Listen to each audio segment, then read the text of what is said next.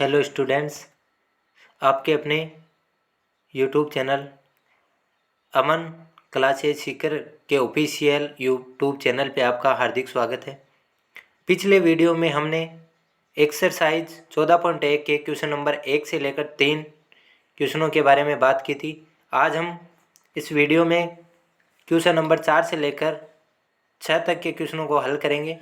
और question number 4 है, किसी अस्पताल में एक डॉक्टर द्वारा 30 महिलाओं की जांच की गई और उनके हृदय स्पंदन की प्रति मिनट संख्या नोट करके नीचे दर्शाए अनुसार संक्षिप्त रूप में लिखी गई।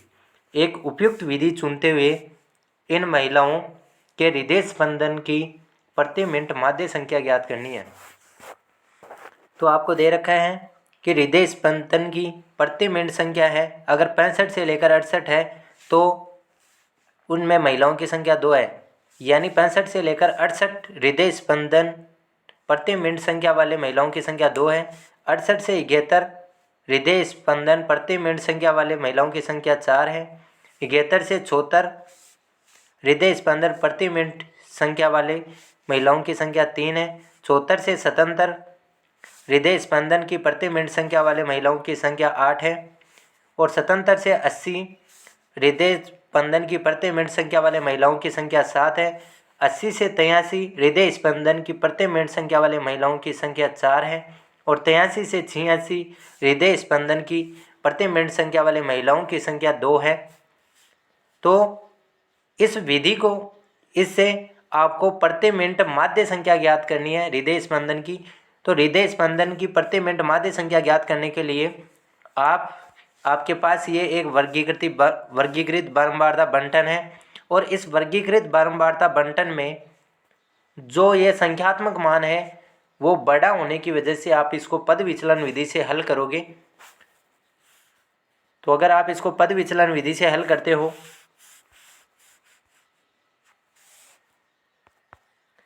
तो आपको दे रखा है कि हृदय स्पंदन की प्रति मिनट संख्या 65 से 68 वाले महिलाओं की संख्या 2 है। 68 से 71 वाले महिलाओं की संख्या 4 है। 71 से 74 हृदय स्पंदन की प्रति मिनट संख्या वाले महिलाओं की संख्या 3 है। 74 से 77 वाले महिलाओं की संख्या 8 है। 77 से 80 वाले महिलाओं की संख्या 7 है। 80 से 83 वाले महिलाओं की संख्या 4 है। और 83 से 86 वाले महिलाओं की संख्या 2 है। अब आपको ये वर्गीकृत बारंबारता बंटन दे रखा है। तो जब भी आपको माध्य ज्ञात करना हो, चाहे आप प्रत्यक्ष विधि से माध्य ज्ञात करें, चाहे कल्पित माध्य विधि से माध्य ज्ञात करें, चाहे आप पद विचलन विधि से माध्य ज्ञात करें, उसके लिए आपको मध्य मान ज्ञात करना ही पड़ेगा। और मध्य मान ज्ञात करने के लिए आपको जो भी वर्गीकृत बारंबारता बंटन दे रखा है उसमें वर्ग अंतराल दे रखा है, उस वर्ग अंतराल की निम्न सीमा और उच्च सीमा को जोड़ना है और उसमें 2 का भाग देना है। तो 65 से 68 अगर वर्ग अंतराल है तो उसका मध्य मान जो होगा, तो मध्य मान बराबर हो जाएगा आपके पास निम्न सीमा आपके पास 65 है, प्लस उच्च सीमा आपके पास 68 है।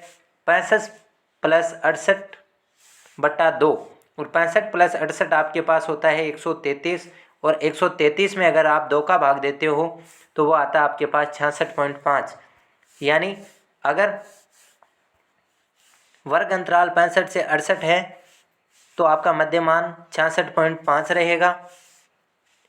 और 68 से 71 है वर्ग अंतराल, तो उसका जो मध्य मान रहेगा वो 69.5 रहेगा। 68 और 71 को दोनों को जोड़ना है और 2 का भाग देना है। तो 68 प्लस 71 आपके पास 139 हो जाते हैं। और 139 में अगर आप 2 का भाग देते हो तो 59.5 प्राप्त होते हैं। इसी प्रकार बाकी वर्ग अंतरालों का आप मध्य मान निकालोगे तो 65 से 68 वर्ग अंतराल है तो मध्य मान 66.5 है। 68 से 71 अगर वर्ग अंतराल है तो मध्य मान आपके पास 69.5 है। 71 से 74 अगर वर्ग अंतराल है तो मध्य मान 72.5 है। 74 से 77 अगर वर्ग अंतराल है तो मध्य मान 75.5 है। 77 से 80 अगर वर्ग अंतराल है तो मध्य मान 78.5 होगा। 80 से 83 अगर वर्ग अंतराल है तो मध्य मान 81.5 रहेगा। और 83 से 86 अगर आपके पास वर्ग अंतराल है तो मध्य मान 84.5 रहेगा। पहले आपको मध्य मान ज्ञात करना है। मध्यमान ज्ञात करने के बाद आपको, अगर आप इसको पद विचलन विधि से हल कर रहे हो तो पहले इसका कल्पित माध्य मानना पड़ेगा।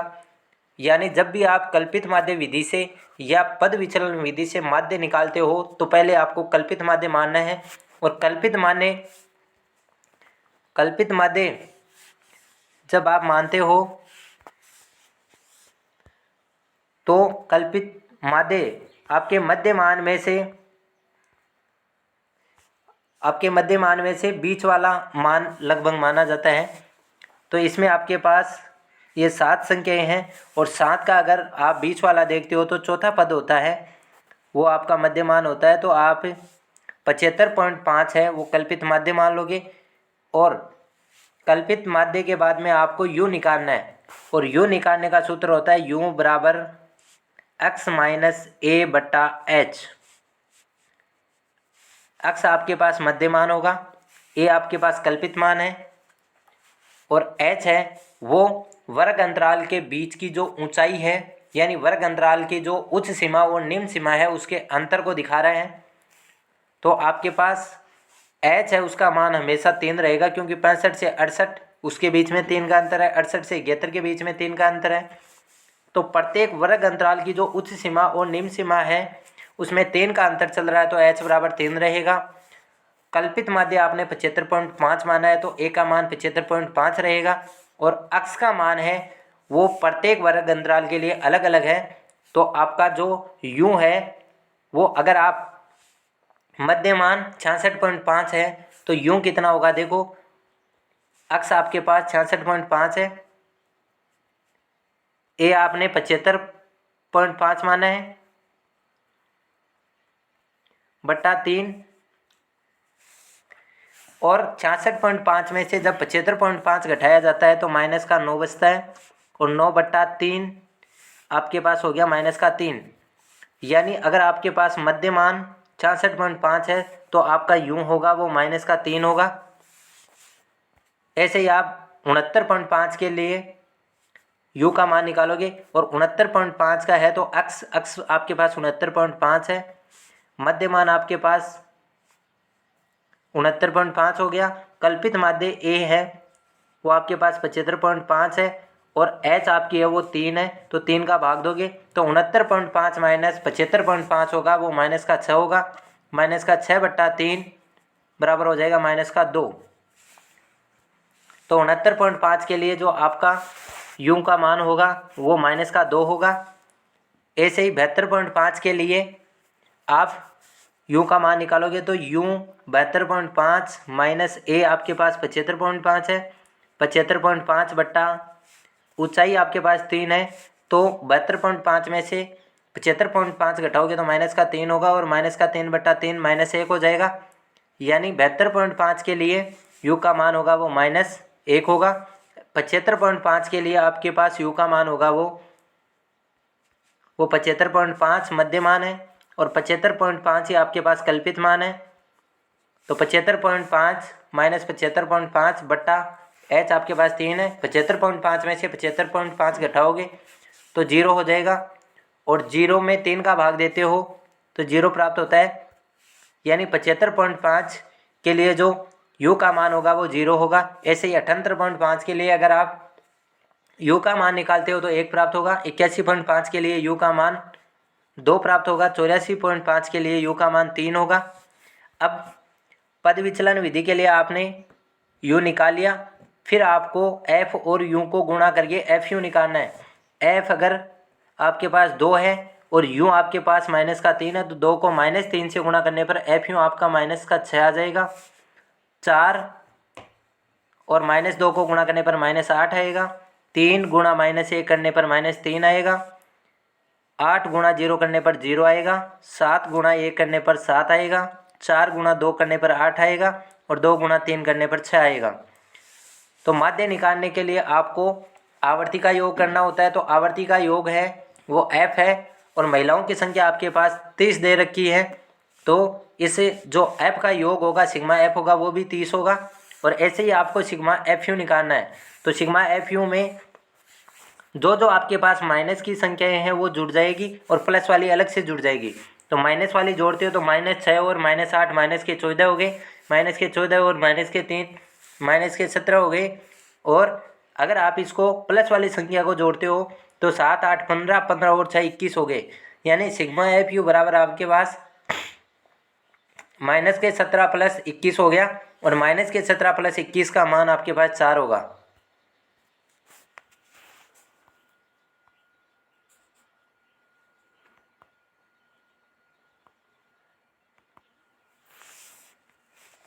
अब आपके पास कल्पित माध्य ए आपने 75.5 माना था, सिग्मा एफ आपके पास 30 है, सिग्मा एफ यू आपके पास 4 आया है, और एच बराबर 3 है। माध्य हृदय स्पंदन संख्या अगर आप पद विचलन की विधि से ज्ञात कर रहे हो तो पद विचलन विधि से माध्य ज्ञात करने का सूत्र होता है ए प्लस सिग्मा एफ यू बटा सिग्मा एफ गुणा एच। ए आपके पास 75.5 है, प्लस सिग्मा एफ यू का मान आपके पास 4 आया है, बटा सिग्मा एफ का मान 30 है, गुणा 3। तो 75.5 प्लस 4 गुणा 3 12 हो गया, 12/30 हो गया।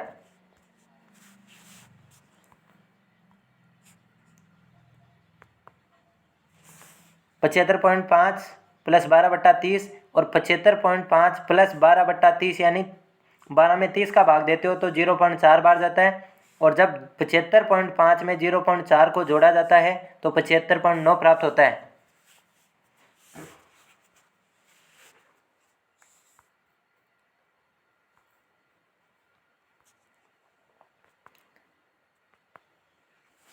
क्वेश्चन नंबर 5, किसी फुटकर बाजार में फल विक्रेता पेटियों में रखे आम बेच रहे थे। इन पेटियों में आमों की संख्या भिन्न भिन्न थी। पेटियों की संख्या के अनुसार आमों का बंटन निम्नलिखित था। आमों की संख्या अगर 50 से 52 है तो उसमें पेटियों की संख्या है वो 15 है, यानी 15 पेटियों में आमों की संख्या 50 से 52 आमों के बराबर है। 110 पेटियों में आमों की संख्या 53 से 55 है। 135 पेटियों में आमों की संख्या 56 से 58 है। 115 पेटियों में आमों की संख्या 59 से 61 है, और 25 पेटियों में आमों की संख्या 62 से 64 है। एक पेटी में रखे आमों की माध्य संख्या ज्ञात कीजिए। आपने माध्य ज्ञात करने की किस विधि का प्रयोग किया? तो जब आप देखते हो आमों की संख्या और पेटियों की संख्या का जो संख्यात्मक मान है वो ज़्यादा होने की वजह से आप यहाँ पर पद विचलन विधि का प्रयोग करोगे। और पद विचलन विधि का प्रयोग करने से पहले आपको ये देखना है कि जो वर्ग अंतराल आपको दे रखा है उसमें पहले वर्ग अंतराल की जो उच्च सीमा है वो दूसरे वर्ग अंतराल की निम्न सीमा के बराबर होना चाहिए। जबकि आप यहाँ देखते हो तो पहले वर्ग अंतराल की उच्च सीमा है वो 52 है, और दूसरे वर्ग अंतराल की निम्न सीमा है वो 53 है। तो पहले वर्ग अंतराल की उच्च सीमा है वो दूसरे वर्ग अंतराल की निम्न सीमा के बराबर नहीं है। तो पहले आपको पिछले वाले वर्ग अंतराल की जो उच्च सीमा है वो अगले वाले वर्ग अंतराल की निम्न सीमा के बराबर करना है। और ये बराबर करने के लिए आपको जो निम्न सीमा है उसमें से 0.5 घटाना है और उच्च सीमा में 0.5 जोड़ना है, यानी 50 से 52 है। तो इसका पहले वर्ग की निम्न सीमा और दूसरे वर्ग की उच्च सीमा को अगर बराबर करना हो तो जैसे 50 से 52 है तो 50 में से 0.5 घटाया जाएगा तो 49.5 हो जाएगा, और उच्च सीमा में 0.5 जोड़ा जाएगा तो 52.5 हो जाएगा। यानी नया वर्ग अंतराल वो बनेगा वो 49.5 से 52.5 बनेगा। ऐसे ही दूसरी वर्ग सीमा है वो आपके पास 53 से 55 है। तो निम्न सीमा में से अगर आप 0.5 घटाते हो, 53 में से 0.5 घटाते हो तो 52.5 हो जाएगा, और उच्च सीमा में 0.5 जुड़ जाएगा तो 55.5 हो जाएगा। और जब अब यहाँ देखोगे तो यहाँ पे जो पूर्व वर्ग की जो उच्च सीमा थी वो निम्न वर्ग बाद वाले वर्ग की निम्न सीमा के बराबर हो रही है। तो ऐसे ही आप तीसरे वर्ग की जो निम्न सीमा है उसमें से 0.5 घटाओगे 55.5 हो जाएगा, और उच्च सीमा में 0.5 जोड़ोगे तो 58.5 हो जाएगा। 59 निम्न सीमा है इसमें से 0.5 घटाया जाएगा तो 58.5 हो जाएगा, और 61 उच्च सीमा है तो इसमें 0.5 जोड़ा जाएगा तो 61.5 हो जाएगा। 62 निम्न सीमा है इसमें से 0.5 घटाया जाएगा 61.5 हो जाएगा, और 64 उच्च सीमा है तो इसमें 0.5 जोड़ा जाएगा, यानी जो नए वर्ग अंतराल जो बनेगा वो 49.5 से 52.5, 52.5 से 55.5, 55.5 से 58.5, 58.5 से 61.5 और 61.5 से 64.5 रहेगा, जिसमें जो पूर्व वर्ग की उच्च सीमा होगी वो अगले वर्ग की निम्न सीमा के बराबर हो जाएगी। और अब आपके पास जो पेटियों की संख्या दे रखी थी वो 15, 110, 135, 115 और 25 दे रखी थी। इससे आप मध्य मान निकालोगे और मध्य मान निकालने के लिए अब जो आपने पूर्व वर्ग अंतराल की उच्च सीमा और निम्न वर्ग अंतराल की निम्न सीमा की जो संख्या बराबर की है, यानी नया वर्ग अंतराल जो आया है, उससे आपका मध्य मान निकाला जाएगा। और जब आप 49.5 से 52.5 का अगर वर्ग अंतराल देखते हो तो ये 49.5 यानी निम्न सीमा प्लस उच्च सीमा 52.5 बटा 2 होगा। उच्च सीमा प्लस निम्न सीमा बटा 2 होता है मध्य मान ज्ञात करने का सूत्र। 49.5 में अगर 52.5 जोड़ते हो तो ये 102 हो जाएगा, और 102 में अगर आप 2 का भाग दोगे तो 51 आएगा। यानी 49.5 से 52.5 का मध्य मान 51 होगा। 52.5 से 55.5 का मध्य मान 54 होगा। 55.5 से 58.5 का मध्य मान 57 होगा। 58.5 से 61.5 का मध्य मान 60 होगा। और 61.5 से 64.5 का मध्य मान होगा वो 63 होगा। और मध्य मान निकालने के बाद में आपको पद विचलन विधि से हल करते हो तो पहले तो कल्पित माध्य मानना है, और कल्पित माध्य अगर आप देखते हो तो मध्य मान में से माना जाएगा, और मध्य मानों की संख्या है वो 5 है। तो बीच वाला यानी 57 जो पद है वो आपने कल्पित माध्य मान लिया, यानी कल्पित माध्य 57 मानते हो तो u बराबर x माइनस ए बटा एच होता है। तो जो 57 वाला पद होगा उसमें u का मान 0 हो जाएगा, और ऊपर वाले जो वर्ग अंतराल होंगे उनके लिए मध्य मान गिनती के रूप में चलेंगे लेकिन ऋणात्मक मान में चले जाएंगे, यानी -1 -2 रहेगा, आगे -3 -4 चलता रहेगा। और बाद वाले जो वर्ग अंतराल है उनके लिए u का मान है वो 1 2 3 4 ऐसे प्लस में चलता रहेगा, ऐसे u का मान निकलेगा। फिर आपको f और u को गुणा करके fu निकालना है। 15 को अगर आप -2 से गुणा करते हो तो -30 हो गया। 110 को अगर -1 से गुणा करते हो तो -110 हो गया। 135 को अगर आप 0 से गुणा करते हो तो 0 हो गया। 115 को अगर 1 से गुणा किया जाता है तो 115 हो गया, और 25 को 2 से गुणा किया जाता है तो 50 हो गया। अब माध्य निकालने के लिए आपको सिग्मा एफ निकालना है। सिग्मा एफ निकालते हो तो जब पेटियों की संख्या जो एफ थी उसका योग करते हो आप, 15 और 110 125 हो गया। 125 और 135 260 होता है। 260 और 115 375 होते हैं, और 375 और 25 400 होते हैं, यानी सिग्मा एफ का मान 400 होगा। और एफ यू अगर आप देखते हो तो ऋणात्मक संख्याओं का योग हो जाएगा और धनात्मक संख्याओं का अलग अलग योग हो जाएगा। ऋणात्मक संख्याओं का योग देते हो तो माइनस का 30 और माइनस का 110 माइनस का 140 हो जाएगा, और धनात्मक संख्याओं का योग 115 प्लस 50 165 हो जाएगा। यानी सिग्मा एफ यू बराबर आपके पास माइनस के 140 प्लस 165 यानी प्लस का 25 हो जाएगा। यानी आपके पास ए का मान है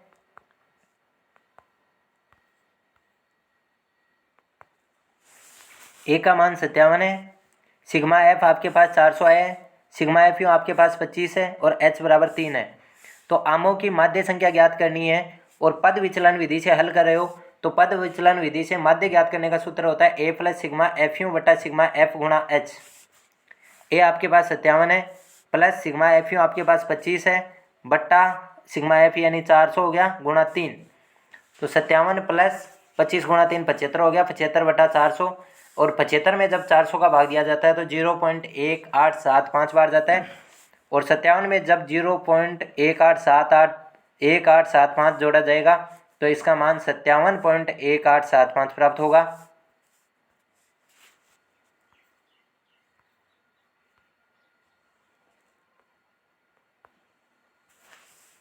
क्वेश्चन नंबर 6, निम्नलिखित सारणी में किसी मोहल्ले के 25 परिवारों में हुए भोजन के दैनिक व्यय को दर्शाती है। दैनिक व्यय रुपयों में अगर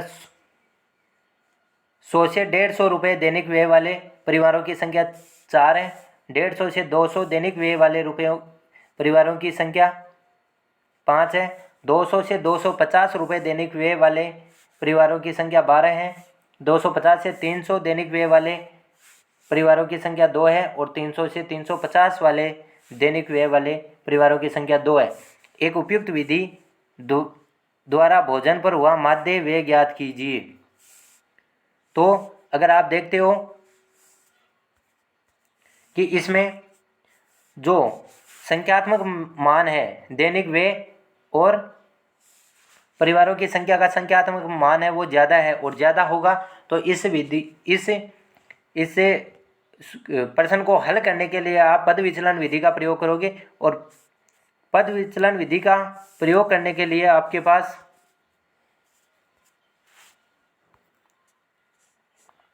दैनिक व्यय दे रखा है वो 100 से 150 वाले परिवारों की संख्या 4 है, 150 से 200 रुपये दैनिक व्यय वाले परिवारों की संख्या 5 है, 200 से 250 वाले परिवारों की संख्या 12 है, 250 से 300 दैनिक व्यय वाले परिवारों की संख्या 2 है, 300 से 350 वाले परिवारों की संख्या 2 है।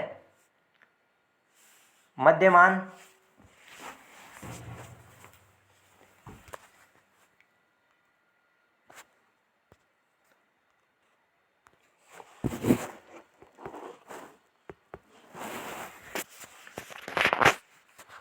अब आपको मध्यमान निकालना है और मध्यमान निकालने के लिए 100 से 150 अगर वर्ग अंतराल है तो मध्यमान आपके पास 100 प्लस 150 बट्टा 2 हो जाएगा, यानी 100 प्लस 150 250 होगा और 250 बट्टा 2 यानी 125 हो जाएगा। ऐसे ही 150 से 200 अगर वर्ग अंतराल है तो मध्यमान 175 रहेगा।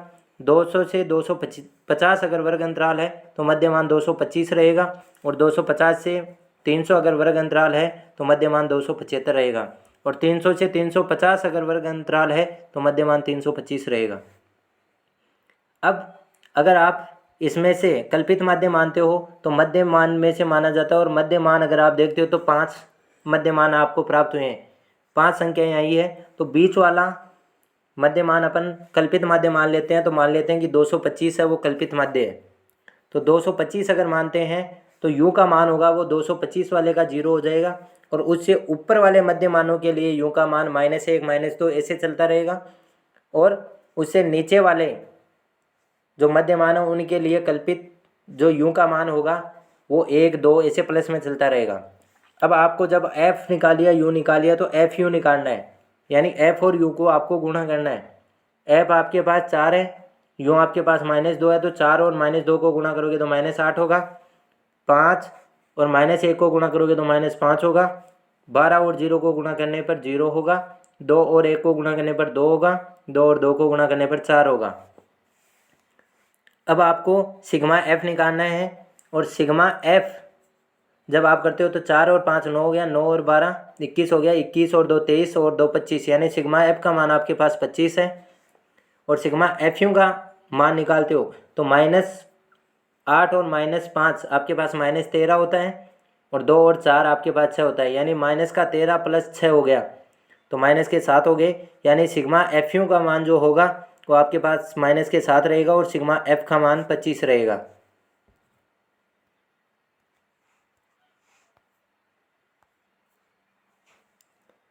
तो आपके पास कल्पित माध्य A बराबर 225 है, सिग्मा एफ का मान आपके पास 25 है, सिग्मा एफ यू आपके पास -7 है और h बराबर 50 है। माध्य व्यय ज्ञात करना है तो पद विचलन विधि से हल करोगे तो A plus sigma F you बटा सिग्मा एफ गुणा h। ए का मान आपके पास 225 है प्लस सिग्मा एफ यू का मान -7 है बटा सिग्मा एफ आपके पास 25 है गुणा 50। अगर प्लस के 50 को -7 से गुणा किया जाता है तो -350 बटा 25 हो गया और जब 350 में 25 का भाग दिया जाता है तो 14 प्राप्त होता है, यानी 225 - 14 आपके पास 211 हो गया।